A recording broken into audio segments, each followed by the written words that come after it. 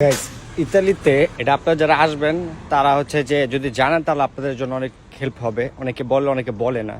So আমি আমার শহরে যে জিনিসগুলো ফেস করছি সেই অনুযায়ী আমি কথাটা বলতেছি যে ইতালিতে আপনি যত কষ্টের কাজ করবেন আপনার স্যালারি তত বেশি। কেন বললাম? কারণ আমি প্রমাণ দেখাইতেছি। এই যে দেখেন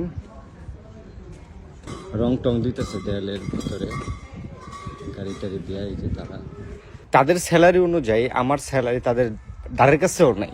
ধরেন আমি যে কাজ করি, যেমন এসির নিচে কাজ করি, আমার কোনো তেমন একটা কষ্ট হয় না, মাঝে মাঝে একটু কষ্ট হয়। বাট যারা এই যে দেখেন কি রোদ, এই রোদের মধ্যে যারা এই রঙের কাজ করে বা রাস্তা ঠিক করে, রাস্তা মেরামত করে, আর অনেক কষ্টের কাজ আছে ইতালিতে।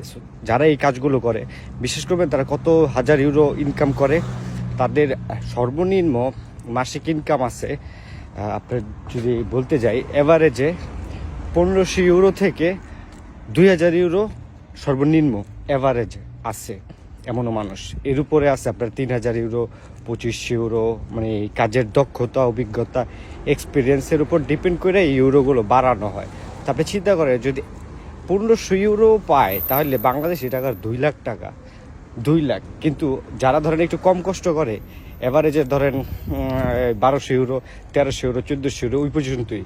সো যারা আসবেন ইতালিতে তাদের জন্য কিন্তু এটা গুরুত্বপূর্ণ একটা ইনফরমেশন আমি দিয়ে দিলাম ভাই, আসলেই।